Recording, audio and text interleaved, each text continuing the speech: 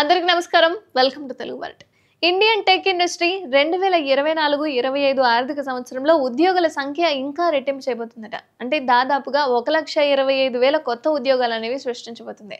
అంటే గత ఆర్థిక సంవత్సరంలో 60,000 మాత్రమే ఉన్న ఉద్యోగాలు ఈ ఏడాది ఏకంగా 1,25,000 పెరగబోతున్నాయి. ఈ మేరకు national association of software and service company తాజాగా విడుదల చేసిన ఈ వార్షిక అనేది విడుదల చేసింది. కాబట్టి ప్రస్తుతం ఈ రంగంలో దాదాపుగా 85 లక్షల మంది ఉద్యోగులు అనే వాళ్ళు పనిచేస్తూ ఉన్నారు.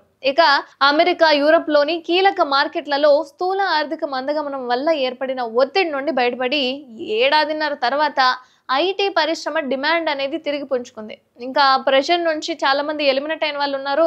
ఈవెన్ అందులోనే స్టిల్ ఉన్న వాళ్ళు ఉన్నారు. ఇక ఈ తరుణంలో టెక్ ఇండస్ట్రీ మళ్ళీ గాడిన పడినట్లుగా తెలుస్తుంది. కాబట్టి అయితే నాస్కామ్ గత ఆర్థిక సంవత్సరంలో దాదాపుగా 2,50,000 ఉద్యోగ నియామకాలు అయితే ఉంటాయని చెప్పి, ఇక 2024 ఆర్థిక సంవత్సరంలో టెక్ రంగంలో 54,30,000 మంది ఉద్యోగులు ఉంటారని ఓ అంచనా అయితే వేశారు.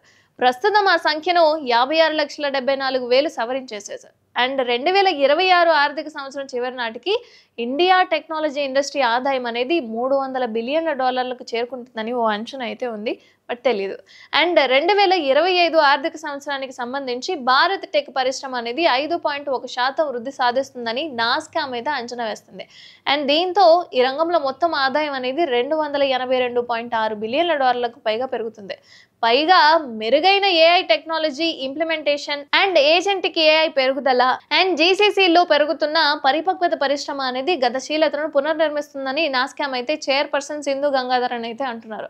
అండ్ కీలకమైన వృద్ధి కేంద్రాలుగా ఉద్భవించిన ఇంజనీరింగ్ రీసెర్చ్ అండ్ డెవలప్మెంట్ అంటే R&D, గ్లోబల్ క్యాపబిలిటీ సెంటర్లు అంటే జీసీసీ, ఇక బీపీఎం వంటి ఉపరంగాలు ఏవైతే ఉన్నాయో అంతటా విస్తరిస్తూ వస్తున్నాయి. And digital engineering BFSI, health care, retail వంటి రంగాల్లో కూడా విస్తరిస్తుందట AI.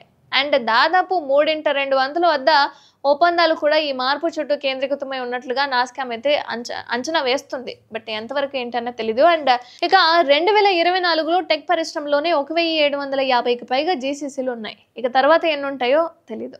అండ్ ఇది అధిక విలువ సేవలు, ప్రొడక్ట్ ఇంజనీరింగ్ పై పెరుగుతున్న ప్రాధాన్యతను ప్రతిబింబిస్తుంది. కాబట్టి బీసీసీల మూలంగా ఎంతవరకు వృద్ధి చెందింది అండ్ ఎంతవరకు అభివృద్ధి చెందింది అన్నది మాత్రమే తెలుసుకోవాలి. ఇంతకీ ఈసారైనా ఉద్యోగాలు అనేవి పెరిగే ఛాన్సెస్ ఉన్నాయా, లేదా ఏఐ మూలంగా కొన్ని ఉద్యోగాలు అనేవి ఊడిపోయే ఛాన్సెస్ ఉన్నాయా? ఏమనుకుంటున్నారో కామెంట్ చేయండి.